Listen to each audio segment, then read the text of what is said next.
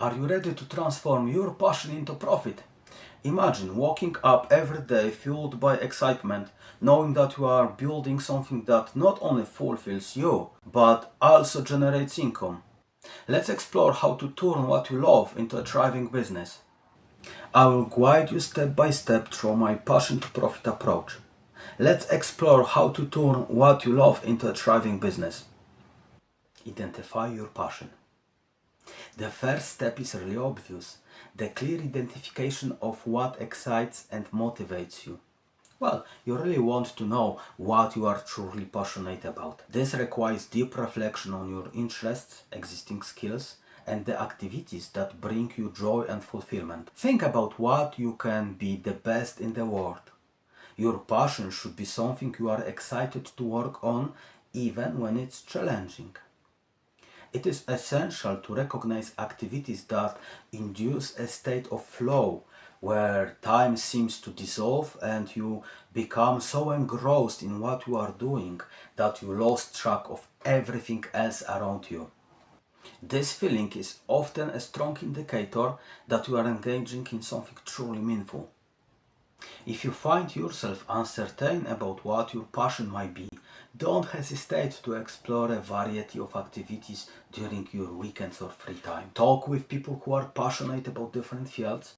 It can spark inspiration and open your eyes to possibilities you might not have considered. Explore, try new experiences, whatever it is, enrolling in an art class, embarking on outdoor adventures, or volunteering for a local charity. It can provide valuable insight into what resonates with you on a deeper level. After each experience, take some time to reflect. Is this something you could see yourself doing long term? Does it align with who you are at your core? Authenticity is crucial in this entrepreneurial journey, as pursuing something that honestly reflects your personality will lead to greater satisfaction and will support your mental health.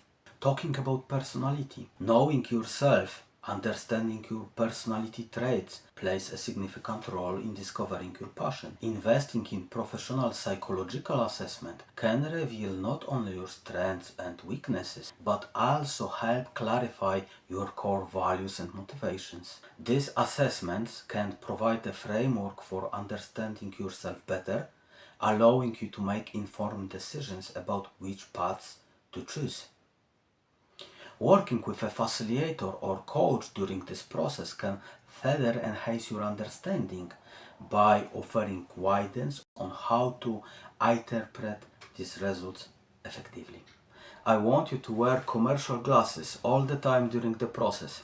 Pay attention to elements which will help you to evaluate commercial viability at the later stage. This means observe market trends, think about how many people get involved in specific activities. How do they do that? What do they try to gain or achieve? What are the pain or obstacles which make things more difficult for them? What activities do they try to complete? Ask them who solve their problems. Ask yourself how saturated the market is. What you could do at this area as a core activity, what can be just a nice side project. All these are great questions which will help you build the commercial sense. You might spend some time looking for your passion and try different things. But always do what I talked about before. Every time when you do it, you build your skills. It will pay off when you will find your passion. While navigating this path of self-discovery, be mindful of common biases which can impair judgment. It's easy to fall into the trap of believing that everyone will love what you are passionate about, or conversely assuming that no one will care. The reality is often much more nuanced. Success can arise from unexpected niches that attract dedicated followings. Could you think a 70-year-old man who works at the farm will be watched by millions? Would you think that a biblical scholar who talks about ancient cultures and religions would get traction, build a community willing to fund his activity? Remember, even side projects have the potential to evolve into significant business ventures. Take Uber as an example. It began as a side project from the creators of a social network stumbled upon before transforming into a global phenomenon.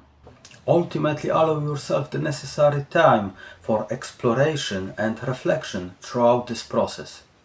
Talking about the time leads me to the second point. Don't quit yet. You don't want to make decisions based on emotions. Such decisions can really affect how we think and lead us to overlook important aspects, simply putting us in the position where we will make wrong decisions. Strong feelings often distort our understanding of risks and rewards, making us either too cautious or overly confident in our choices. So don't be delusional, stay grounded in reality. If you have a job that pays your bills and support you or your family, think carefully before making any drastic decisions. Your passion discovery process takes time. Your entrepreneurial exploration takes time. Don't quit until you got a strong evidence, for example, a strong revenue, that your idea is viable. Research the market. Once you have identified your passion and you gather during this process some first insight, extend your market research. Begin by studying potential competitors to gain a clearer picture of the landscape. Identify the key players and their value propositions in the market and analyze their strengths and weaknesses. Think which customer needs they address and how they will do it. Investigate their pricing strategies and try to understand their prevalent business models in use. Understanding market demand is equally important. Assess whatever there is a growing appetite for this value proposition and keep an eye out for emerging trends or shifting customer behaviors. This will help you to determine how you can differentiate your value proposition effectively. As you conduct this research, be on the lookout for unexplored opportunities. Consider whatever there are any unmet needs in the market or niches that haven't been fully addressed. This is one of the ways to find an innovative startup idea. However, be cautious. Just because there is a lack of competition doesn't guarantee success. An untapped market might indicate a lack of viability rather than opportunity. So it is essential to validate your ideas thoroughly before committing resources. And now, very important, don't spend too much time on this activity. I don't want you to stuck in endless analysis. There are more efficient ways to build your business understanding, which we will explore in the next section. Dream big, but start small. Okay, you have discovered your passion and perhaps even come up with your first big idea. That's fantastic. But now I would say dream big, but start small. Now, here is an essential piece of advice. Dream big, but start small. You might wonder why you shouldn't just go all in. When approaching something new, the risk of failure is high. Consider trying a handstand for the first time. It is unlikely you will nail it on the first attempt. This illustrates a crucial point. It is unwise to put all your eggs in one basket. By starting small, you can spread out the risk. Small beginnings allow for small mistakes, and those mistakes are valuable teachers. They reveal what works and what doesn't, guiding your journey forward. In business design, we refer to this as a business experimentation. The logic is straightforward. Failure is inevitable because none of us is perfect and the world is complex. Instead of fearing failure, embrace it.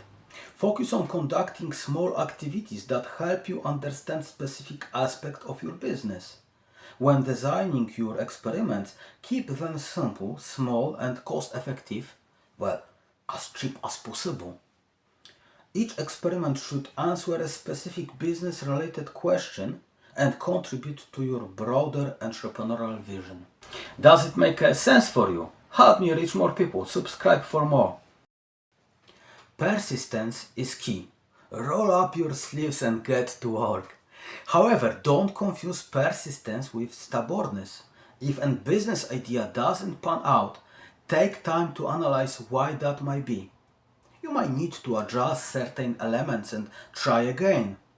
But if you find yourself consistently struggling to validate your idea, be prepared to pivot or even abandon it altogether.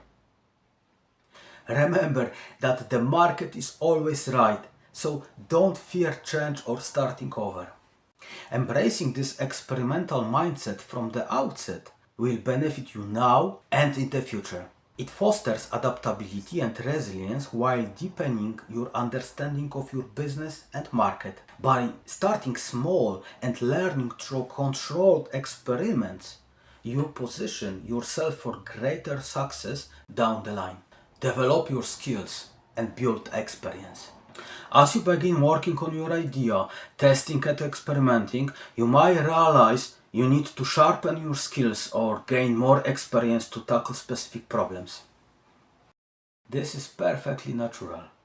Be honest with yourself. Identify the gaps in your knowledge and skills, determine what you need, and don't hesitate to invest time and money in your personal development. Dive into books, enroll in courses, engage with more experienced individuals, attend training sessions, and seek hands-on experience to master your craft and become an expert in your field. Now you might be thinking, that's easy to say, Witold, but I'm just starting out and I know very little. How can I gain hands-on experience in such competitive industry? If you cannot secure a big project, go for a smaller one. If you can't land a major client, aim for mid-sized ones. If even those are out of reach, consider solving problems for a local non-profit organization, even if that means working for free. You will be doing good for others while gaining valuable experience. The key is to start somewhere. You need to work your way up to success. Yes, it might be challenging and cost you a lot of sweat and tears. Get used to it. This is the reality of business, regardless of whatever you are a beginner or highly experienced. There is always a challenge to face. Question? Stop the video now and put it in the comments. I will do my best to respond to it. This brings me to another crucial point. You as an entrepreneur should not face these challenges alone. Build your network. There is an old saying, it's who you know, not what you know. While I don't fully agree with this statement, I can't deny it contains an element of truth. From my perspective, no one can succeed in business long term alone. So it's not only about what you know, it is also about relationships you have. Now, you need to ask yourself a crucial question. What type of relationship do I need to build and maintain to turn my passion into a business? It is not just about professionals like a banker, an accountant, or a solicitor. Think about peer-to-peer support, people who can support you with their professional experience like a good coach, or mentor you regarding specific issues. Consider individuals who share your values and are equally driven. You need to build a support network, people who will help you, advise you, and offer fresh perspectives on your challenges. Remember, this is a mutual relationship. You will need to support them as well. But that is just your inner circle. You need to build your outer circle too. Good networking isn't just about who you know, it is about who they know. In other words, it's not just about your direct relationships, but about the relationships of people in your network. The right network can be a powerful asset, a tool that can elevate you and your business quickly. So connect with professionals from your chosen field. Reach out through social media, attend in-person industry events, and join online groups and communities. Talk with them, nurture these relationships, and learn from them. Building and maintaining such a network takes considerable time and effort. But the earlier you start, the sooner you can benefit from it.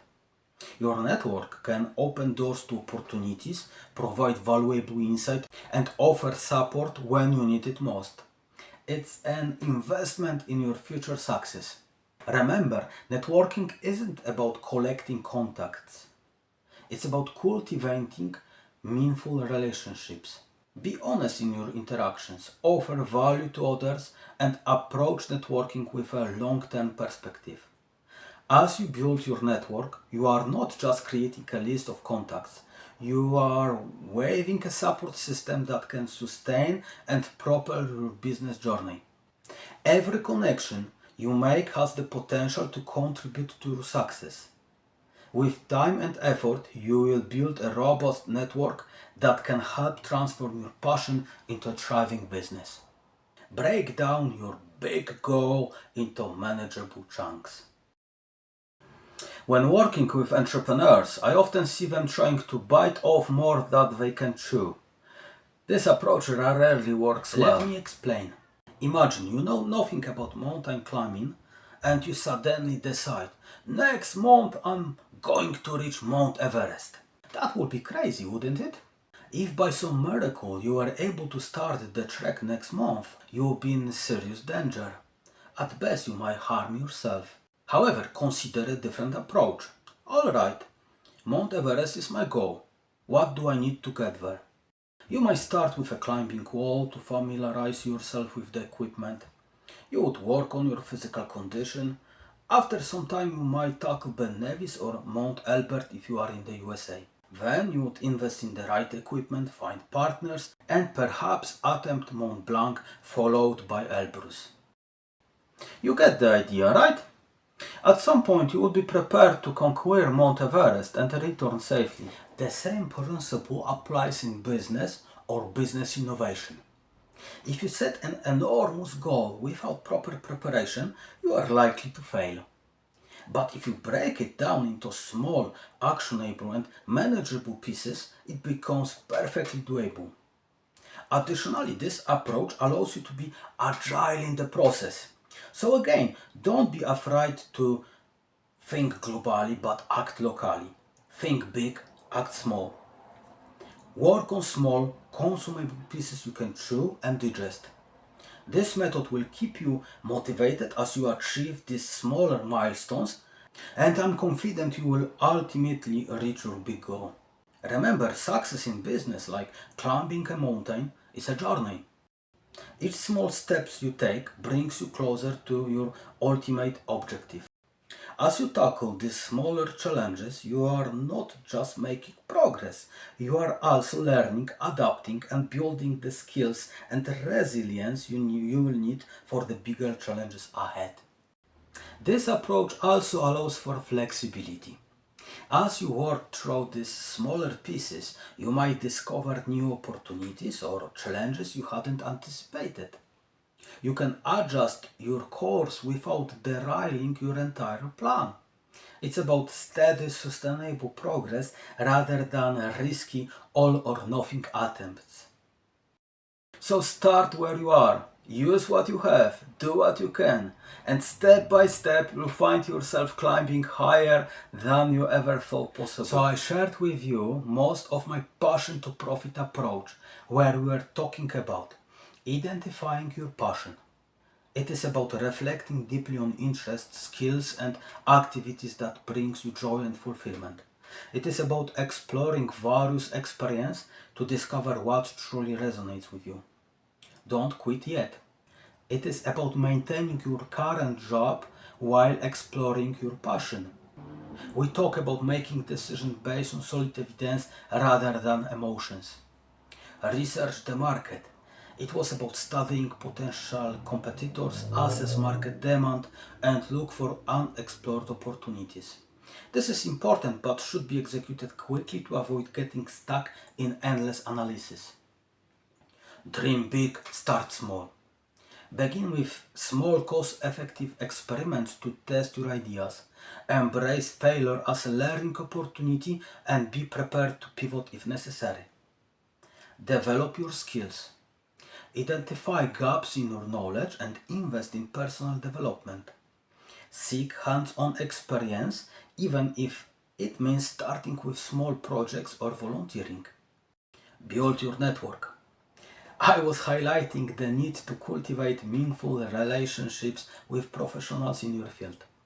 Create a support network that can offer advice, fresh perspectives, and potential opportunities. Break down your goal. Divide your big objective into smaller, manageable tasks. This approach keeps you motivated and allows for flexibility as you progress toward your final goal. As we wrap up, there is one crucial addition to my approach that deserves special attention. We all know how valuable feedback can be in shaping better value propositions and ultimately contributing to success. However, I have seen many entrepreneurs become so attached to their ideas that they struggle to move forward. That's why a phrase, "don't fall in love with your idea," has been coined. This concept is so vital that I have dedicated an entire video to exploring it in depth. Ready to dive deeper into this fascinating phenomenon? Click on the video you see now and I will guide you step by step through this critical aspect of entrepreneurship. Trust me, you won't want to miss this insight that could make or break your journey from passion to profit.